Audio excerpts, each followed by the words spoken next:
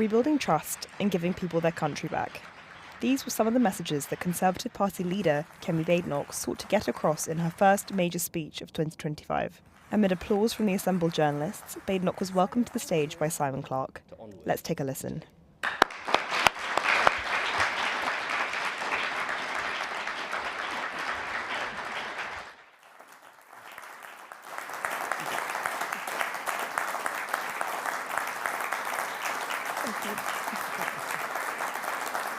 Simon, thank you for that very warm introduction. I'm absolutely delighted to be speaking at Onward's first event, especially as it is also now under new leadership.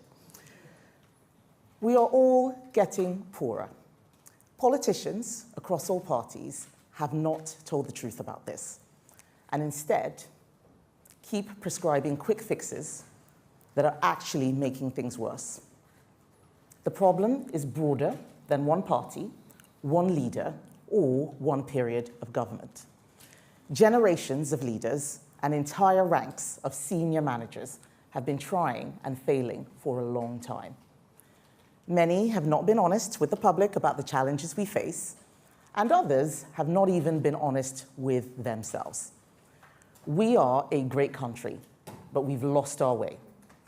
The truth is that Britain is failing to compete in a world that is changing, and it is not working for its citizens, certainly not the way it used to. Back in the 1980s, it took just months to save up for a house deposit. Now, it is over a decade. And for many, the dream of owning a home is impossible. Jobs which didn't require a degree 20 years ago now need two, loading up to £50,000 of debt on someone just starting out. One of my favorite quotes is from the economist Thomas Sowell. He says, when you want to help people, you tell them the truth. When you want to help yourself, you tell them what they want to hear. The Conservative Party is under new leadership. From now on, we are going to be telling the British people the truth, even when it is difficult to hear. The truth about the mistakes we made, the truth about the problems we face, and the truth about the actions we must take to get our country out of this mess.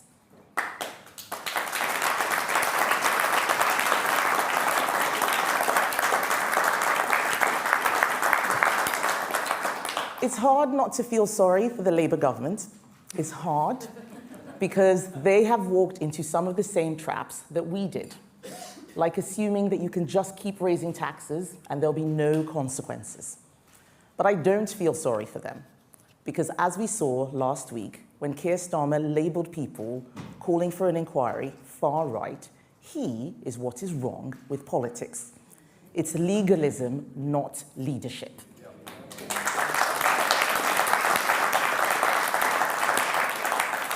And Labour are having even worse problems than we did because they presented policy without a plan. Policies without a plan are not policies. They're just announcements. That's why Labour are struggling. It's the old cliche that failing to plan is planning to fail. Because when you haven't worked out what you're going to do in opposition, you will accept whatever you're given in government. That's why Rachel Reeves snatched winter fuel and taxed family farms.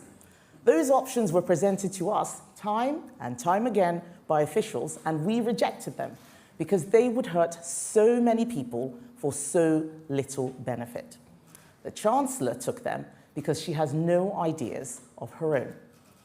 It's the same with education. The schools bill that is going through Parliament now has one or two bits on safeguarding that may be good.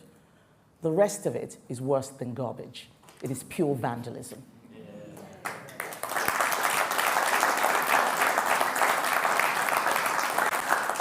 It's quite clear that these ideas aren't really Bridget Phillipson's ideas either. They are a shopping list of all the complaints that the education unions had about schools right from the days of Tony Blair, now wrapped up in a bill that is going to destroy the education of our children over the next 5 years. The public will never trust politicians unless we can admit our mistakes. Labour are making a lot of mistakes. But the difference between me and Keir Starmer is that he doesn't believe that he's ever made a mistake. I will acknowledge the Conservative Party made mistakes, and I understand why the British people made it so clear in July that they wanted a change. We were making announcements without proper plans. We announced that we would leave the European Union before we had a plan for growth outside the EU. We made it the law that we would deliver net zero by 2050. And only after that did we start thinking about how we would do it. We announced year after year that we would lower immigration, but despite our efforts, immigration kept going up. Those mistakes were made because we told people what they wanted to hear first and then tried to work it out later. That is going to stop under my leadership.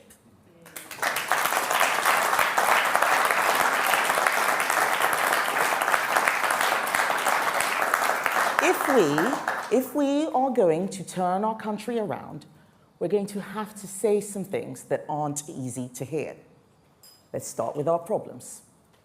We think we are rich, but we are living off the inheritance that previous generations left behind. A complacency that Britain will always be wealthy, and a refusal to live within our means. We owe it to that next generation to leave an inheritance for them and not mortgage their future to make our lives more comfortable. And that will demand the kind of tough, soul-searching conversations we're not having right now. Energy supply is so vulnerable, more vulnerable than ever, and our energy is far, far too expensive when it should be secure, cheap, plentiful. Demography is destiny. People are having fewer children. Our society is getting older. We are living longer and needing more support towards the end of our lives. Look at productivity. A shrinking group of people are working to support an ever-growing number of those who are unable or unwilling to work. The information age means it is easier than ever for rogue governments to destabilize us and for rogue companies and countries to steal our know-how. And no ifs, no buts, we simply cannot take all the millions of people who want to come here from elsewhere. Our country is our home, it is not a hotel. If people arriving don't want to integrate into British culture, they shouldn't be here.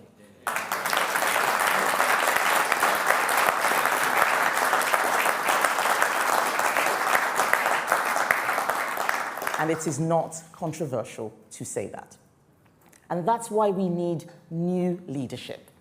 It doesn't matter what color of government you have. These structural problems need fixing. Government needs to focus on the things that matter, but it isn't, because it is already doing too much and it's doing it badly. This has to stop, because the dream of every generation that our children can have a better future than we did is slowly dying. It's dying because as our problems have got more urgent, our politics has got less serious. Since July, there has been more discussion in Parliament on Oasis tickets than on our £2.7 trillion debt pile. That has to stop. The young people I speak to are deeply despondent that their country is unable to provide them better opportunities, let alone guarantee health, wealth, and prosperity. I share these concerns. They motivate me every day. And I worry that our public services will continue to deteriorate despite us paying ever-increasing taxes to sustain them.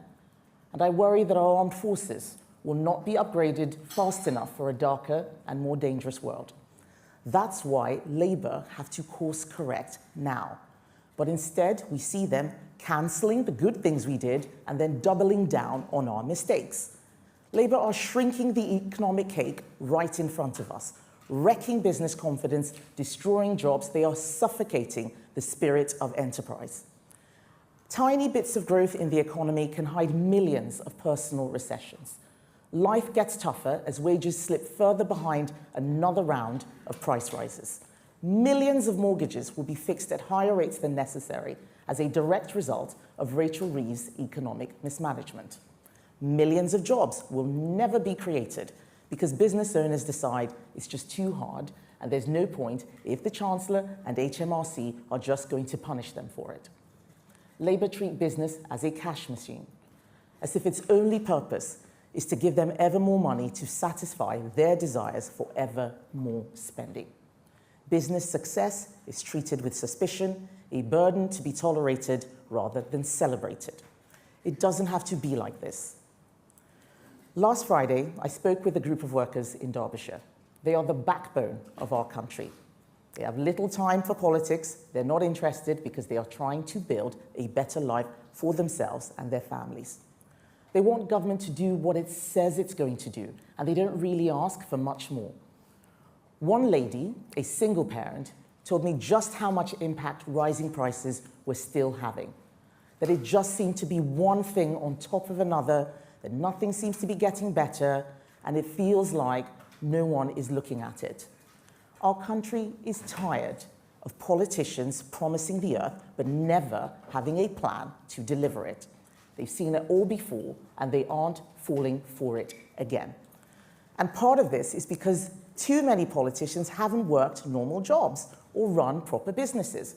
Most of Starmer's cabinet have barely even worked for a business, let alone built one. They've never ever had to live with the consequences of their mistakes. So we need to change. Change that actually sorts out our problems. Change that we should have done more of. Change that Keir Starmer is clearly not bringing.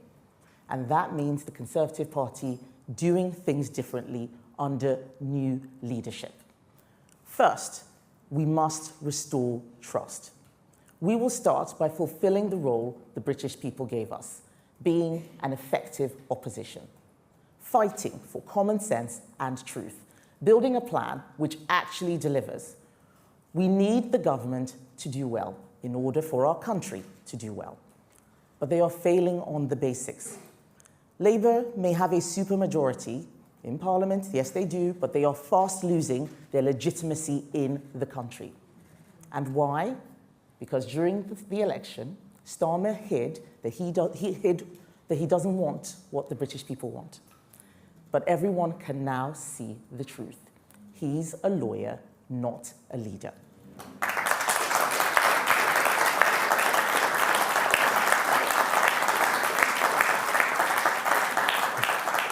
Second, we are absolutely going to keep saying what people in this country think. We're not going to be quiet about the things that are too important for our country. In the last 2 weeks, people have told us to be quiet about the decades-long scandal of rape gangs. They want us to be quiet because they're uncomfortable about potential racial and cultural motivations behind these crimes. While the Conservative Party is under new leadership, we will not do that. Those victims have waited too long for justice.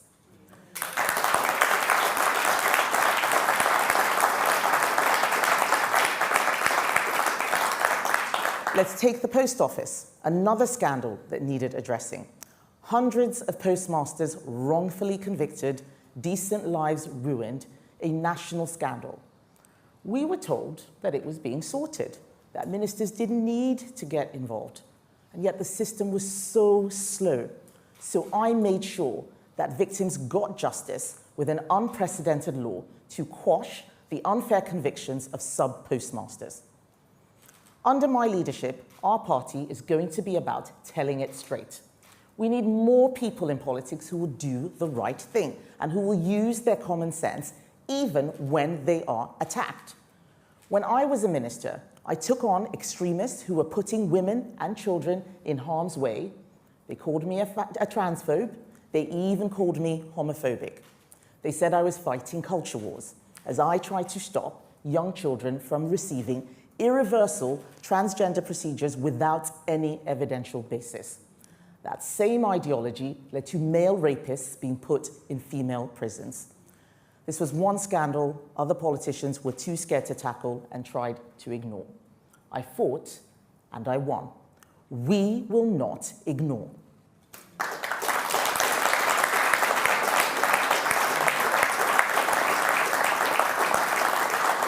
Third, We are going to push Keir Starmer to do the right thing for the good of the country.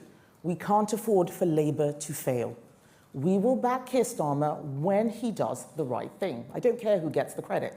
We just have to start getting our country back on track. And finally, we are going to tell people why conservatism matters.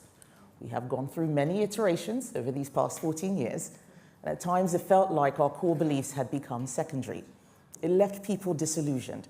It made the task of governing harder, and it didn't work. No more. To rebuild trust, we have to show how conservatism improves the lives of British people. We will rediscover the idea that everyone contributes towards society, not just calculates what they can take out of it. We will again be the party of meritocracy. We believe that if you do right by your community, your family, your society, you will succeed. And if you don't, you likely won't. Our society is treating those people who do best badly and the people that do worst well. Everything is upside down. That's the opposite of fairness. Fairness is the idea that the ledger of life reflects effort, agency, and contribution. You know what helps working people? It's world-class schooling that allows them to master complex topics. It doesn't sugarcoat and prepares them for the ups and downs of the future. You know what helps working people? It's being able to walk down the high street and not see antisocial behavior or the casual disregard of our neighborhoods because local bureaucrats have given up and crime is not punished. You know what helps working people? Ensuring that they don't spend January until June earning taxes for the government. You know what else helps working people? A government that demands higher standards from public services, that's able to discern between public spending that is vital, moral, and fair, and public spending that is wasteful and neglectful. That's my conservatism.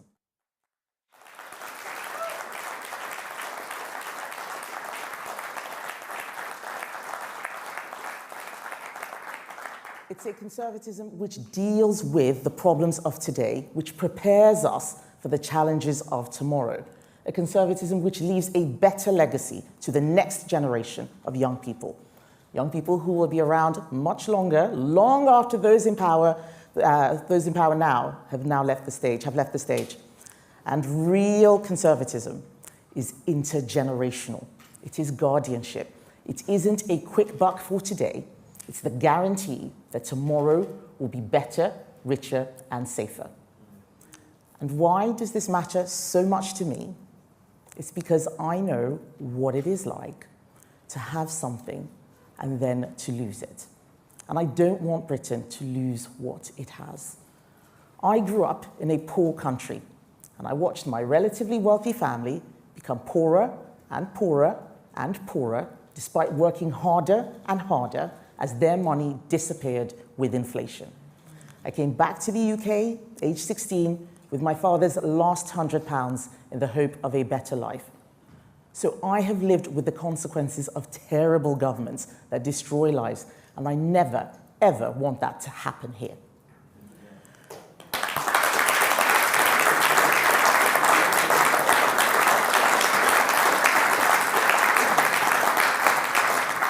I became an adult fairly early.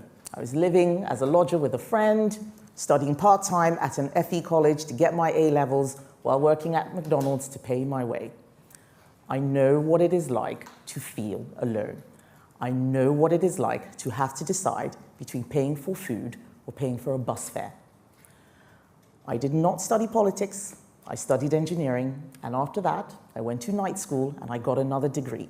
So I see politics the way most people see it, as an outsider, not having the perfect language or the perfect presentation, but wanting to fix things. I am fascinated by how to make things work, and I can see how our country is just not working for ordinary people out there. I'm determined to change that.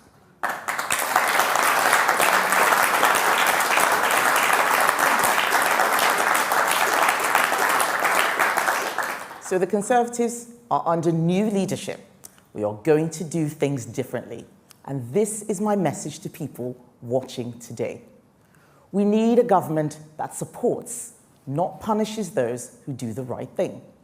We need to rebuild the state to be more focused, more efficient, and more effective. We need to make our country more resilient, secure, and prosperous, where hard work is rewarded, where children can have a better life than their parents. It may not feel like it right now, but our country's best days are ahead of us. Britain is a land of opportunity, not a country to apologize for. So if you want real plans rather than announcements, join us. And if you want a better country for our children, join us. Together, we can fix the damage that Labour is inflicting. Together, we can make politics work again for the first time in a generation. The Conservative Party is changing. We are under new leadership. We are back in the service of the British people, and we are going to give you your country back.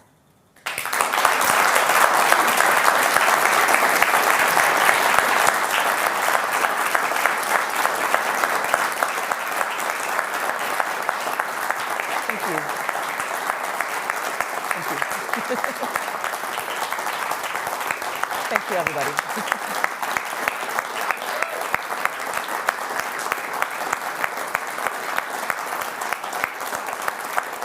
Thank you, everyone. I would now like to take some questions from the media. And I have a list here, the first being Martin Brown from the Daily Express. Thank you very much. You talk about you want to do things differently. You were part of the last government, and so what are you going to do differently about Brexit? What specifically are you going to change? And if I may, on Keir Starmer, you said that you would back him if he makes the right decisions. Will you back him if he sacks Rachel Reeves as Chancellor? So, on the first question, doing things differently doesn't require us to steer away from conservatism. We are conservatives. I want to take us back to the very best version of who we are. On Brexit, I think there is a lot more that we could have and should have done. I did what I could as business secretary. I removed the supremacy of the European Court of Justice. We removed about 4,000 EU laws. But what we need to start doing is looking at where we have competitive advantage with countries around the world and use our regulatory system to exploit that competitive advantage. What I worry about with Labour is they're looking to just copy what is already out there and just stay aligned with what the EU is doing without thinking about what is best for the UK. We have to think about what is right for our country first and then make decisions that are in the interests of the British people. That is how we will get the Brexit opportunities. And there are many opportunities in areas like tech and AI, even in farming, with novelty foods, for example. There's so much more that we can do. And so, yes, I will back Keir Starmer if he does the right thing using Brexit opportunities. If he does the right thing with Rachel Reeves, I will also support him in that. But his women problem is not my concern. I have to focus on the Conservative Party and making sure that we rebuild the trust of the British people.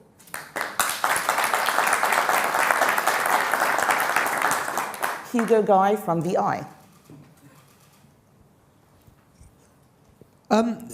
Thank you, Ms. Badenoch. Can you talk about the economic sort of troubles that the country's faced in the last couple of weeks? The economic troubles that the country's faced in the last couple of weeks. How serious a problem do you see that being for the country, and what specifically would you like to see the current government do differently to sort of take us out of that? Right. So I think that there is a fundamental misunderstanding on the part of this government, that it is not government that creates growth, it is business that creates growth. And sometimes actually government needs to get out of the way. They believe that they will create growth by telling business what to do.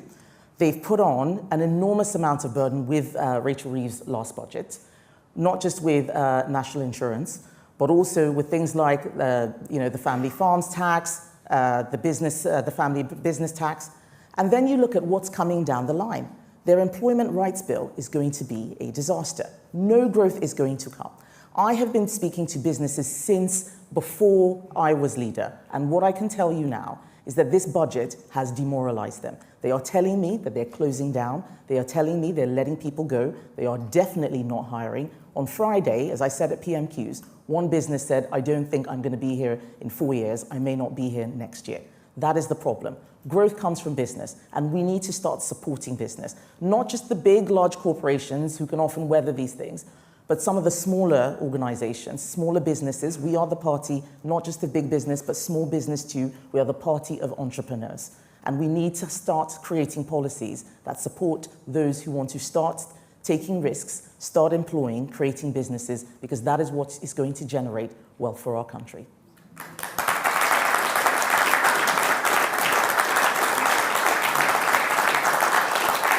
Chris Hope, GB News. Christopher Hope, GB News. Kemi Badenoch, it's mid-January. It's the first time you've given a speech, a policy-free speech.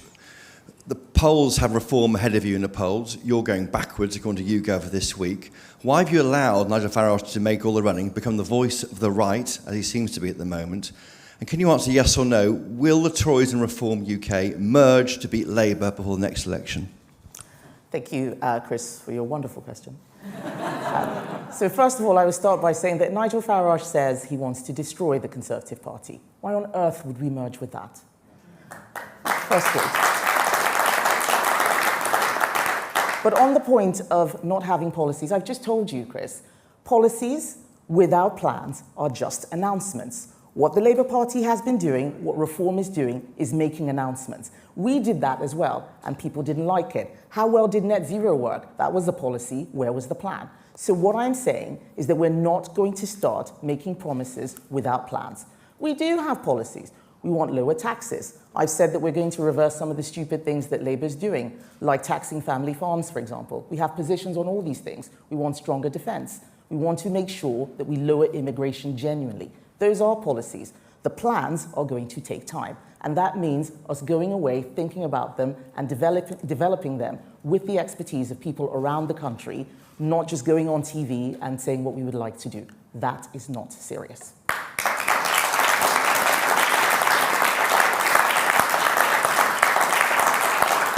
Helen Katz, BBC. If I can ask you, the government's announced that it's going to get Louise Casey to do a rapid review of grooming gangs, and there's going to be 5 local inquiries. Is that enough? And if I may, your message has been Labour's getting it wrong, you in the past have got it wrong. So why should voters not just be looking for a different option? Why should they wait to see if you get it right this time? Thank you. So I welcome any work that Louise Casey is able to do in this area of the rape gangs. But I don't think that local inquiries are enough. Oldham has decided not to do a local inquiry and asked for a national inquiry because it knows that local inquiries are limited. We had people resign from the Greater Manchester local inquiries because they couldn't get the evidence they needed. They couldn't summon people. Only a national inquiry can do that. That is why we are calling for a national inquiry. It doesn't need to take forever. It can have a limited terms of reference. So all work being done in this space is welcome, but we still need a national inquiry. And on the point of why should people trust us now, we are working to rebuild trust. It is true that we got some things wrong, but we also got a lot of things right too, like on education. And Labour are unravelling not just what we did, but also the 30-year consensus going back to Tony Blair on increasing standards and improving the quality of education in this country. We're going to need people who understand this and who know how to build, not just people who have emotions, people who can think about a plan, develop one, and deliver it. And I think only the Conservative Party can do that.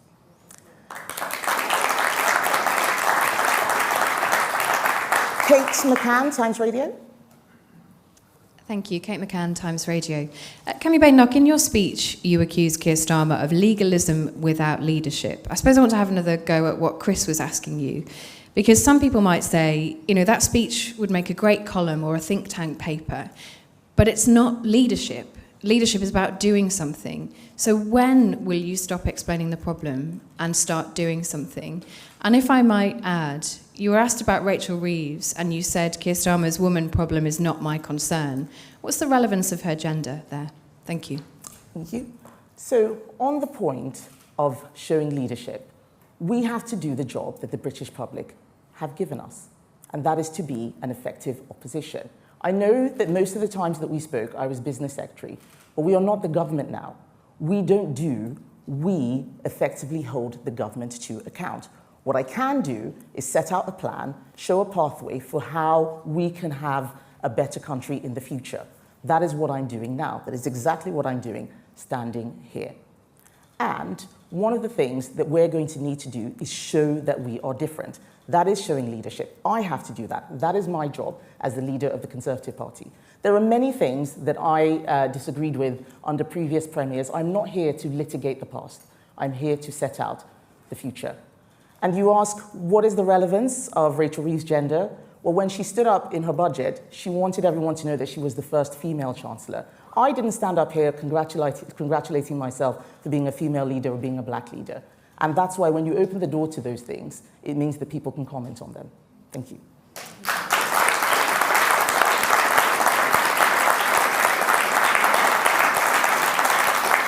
Martina Betts from The Sun.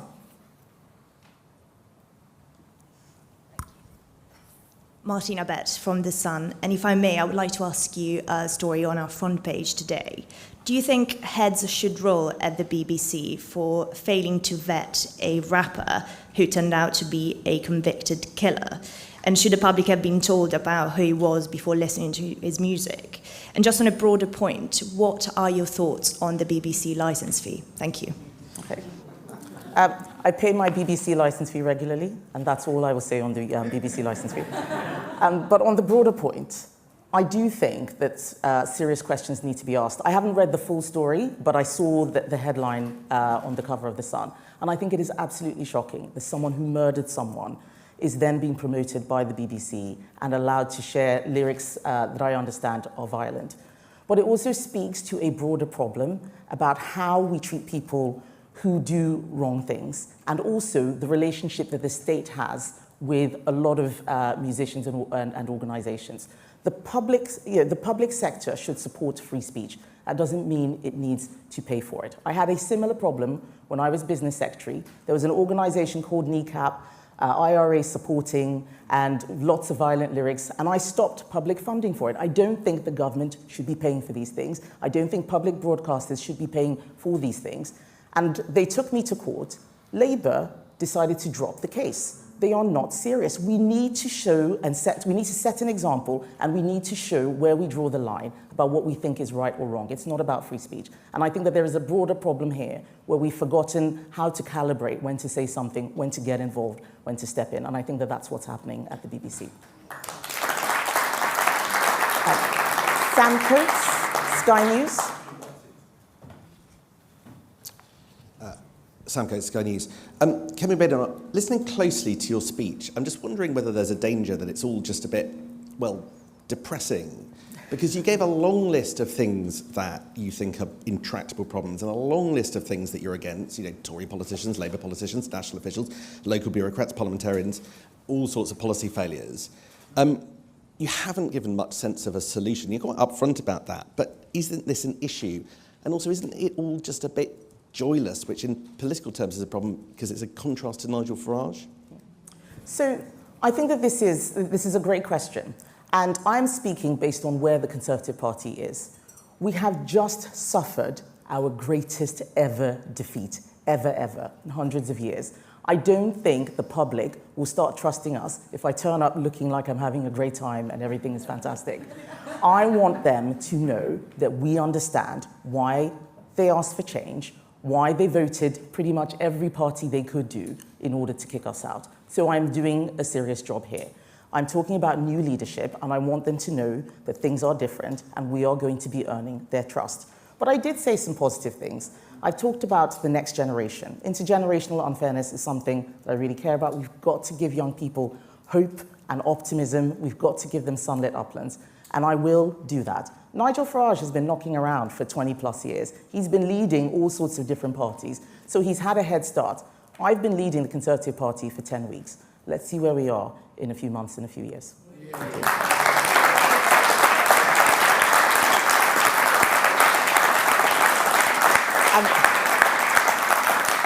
Shahab Khan from ITV.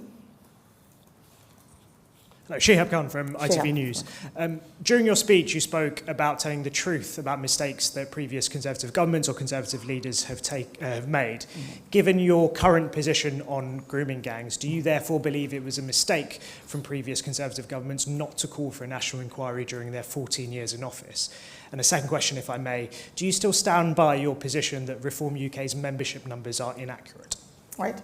So on the first point, I do think that we should have had a national inquiry, but I only think this now, having looked at the recommendations of the ICSA report. So we commissioned inquiries. We had local inquiries. We did a lot. We had, even after that report had recommendations, we had a gangs task force that found 550 new perpetrators.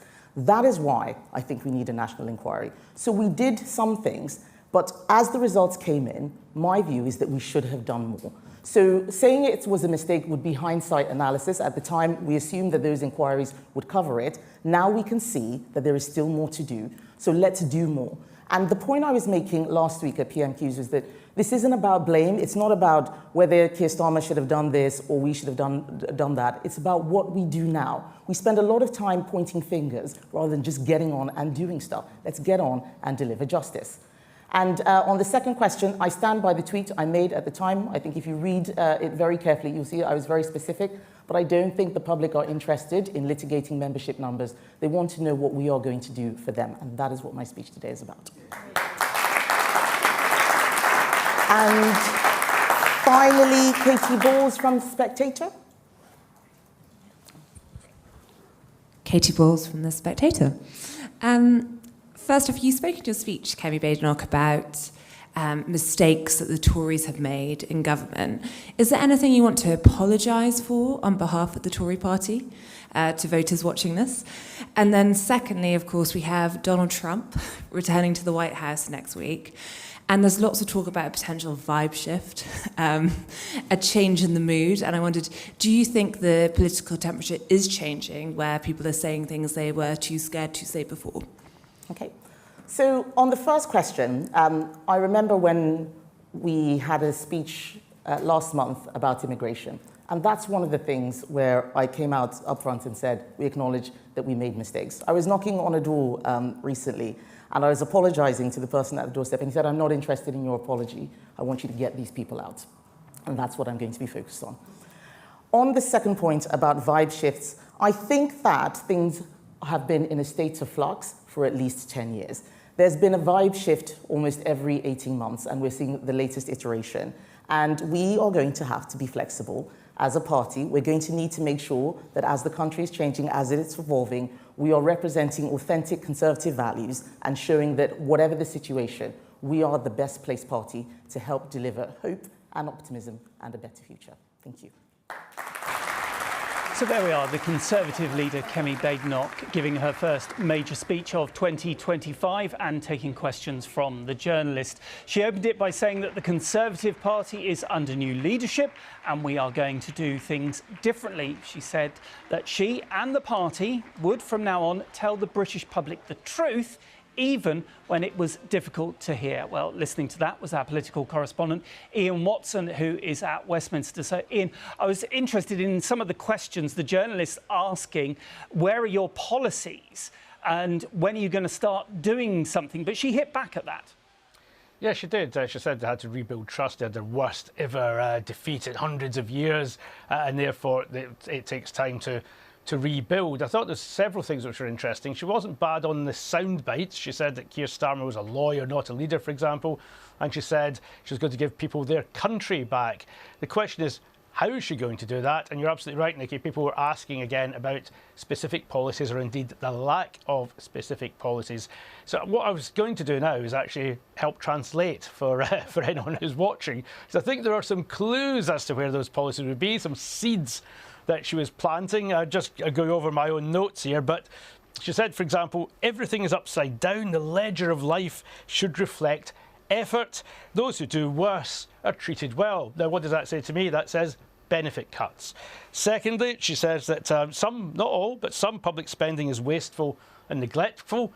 That suggests that overall she'd be in favour of cutting public spending. And the third thing she said is that working people, because she's effectively saying that Labour, who say they're the party of working people, aren't really delivering for them. Working people have to work from January to June to pay their taxes. What does that say? It suggests that she wants a tax-cutting agenda, which would be sitting perfectly happily with lower public spending and cutting the welfare bill. But she hasn't been explicit yet. She isn't actually setting these things out. She's saying she's making the argument again almost from first principles about conservatism, about treating people fairly, about being a meritocracy. And what is worrying some people in her party, and indeed some who've defected from her party, is that in some of the polls at the moment, Reform are in second place. They seem to be making the running. During that leadership contest, her final opponent, Robert Jenrick, was arguing, of course, very strongly that specific policies were what was needed to head that off.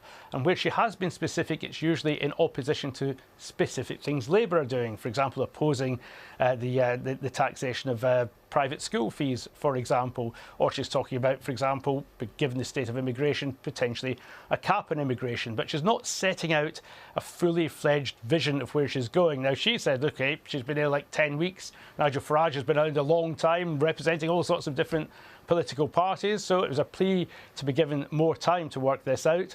And her central contention was this, that actually, that effectively politicians will fail unless they have got a plan, and there's no point rushing out announcements at this stage, because where announcements were made in the past without viable plans, we're now getting into all sorts of trouble, including announcements from our own party, for example, on net zero by 2050, on cutting immigration, and indeed on Brexit without having a plan for economic growth. So effectively we had the apologies and we had some of the analysis from her about what went wrong in the past, including the 14 years that the Conservatives were in power. What we're still not clear on is where she goes next. But I do think there were those kind of clues in this speech, and perhaps she'll start to build on those and be a little bit more specific, or feel the need to be more specific in due course. Yeah, which you've translated well for us, Ian. It was interesting. She also said she would back Labour and Sir Keir Starmer. And she said push them to do the right thing, but would back them because she wanted to back the country. Well, that's right. She said, of course, she needs the government to do well, because only if the government does well will the country do well. But she also said that she felt that Keir Starmer was actually falling into the same traps that the previous government had done, making some of the same mistakes all over again. Some of them she was very specific about, for example, the inheritance tax on farmers, for example. She was saying that these ideas had been put to a previous Conservative government, but they thought too many people would be adversely affected for too little revenue, and Labour had grasped at it. She made more general criticisms that actually, once again, they were in power without a plan, and therefore they were being buffeted by this. But if he did the right thing, she would support him. But asked again in some of those questions, well, what does that mean in practice? Again, she was relatively vague, but she was calling for a kind of reset on this whole question of boosting economic growth and helping businesses, and she attacked the current government for having too few people who had actually been involved in business or who had run businesses themselves.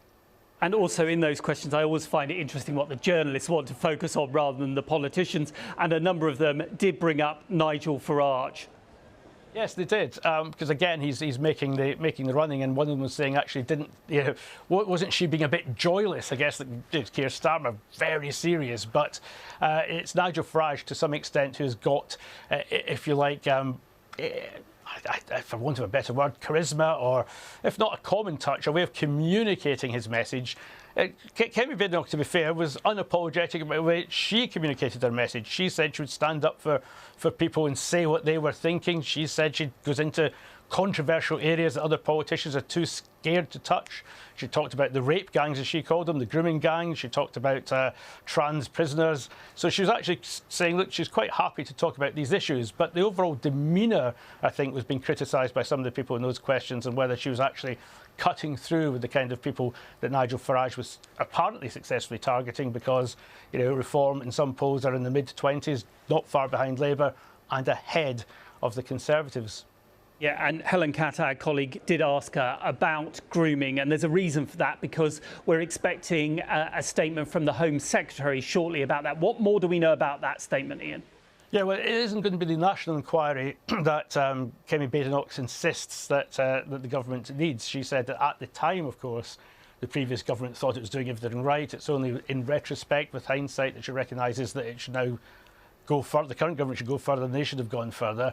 So it's not going to be that a fully fledged national inquiry, but it looks as though it will be government support for perhaps 5 local inquiries where there have been issues where local authorities and victims want to see those happen. So almost a kind of fast-tracked approach, which was kind of outlined actually by Sarah Champion, the Labour MP for Rotherham, who had initially said that the focus should be on implementing the recommendations, the 20 recommendations from that big report by Alexis Jay, first commissioned by Theresa May all these years ago, but then said she'd actually changed her mind, that she'd listened to the, if you like, the clamour for these further inquiries, and she thought there was this kind of middle way where you could actually have local inquiries but within a national framework, and those inquiries could be given powers that previous local inquiries didn't have, including mandating people, including the police and people from local authorities and so on, to actually give evidence, and then you can assess whether any mistakes were made or whether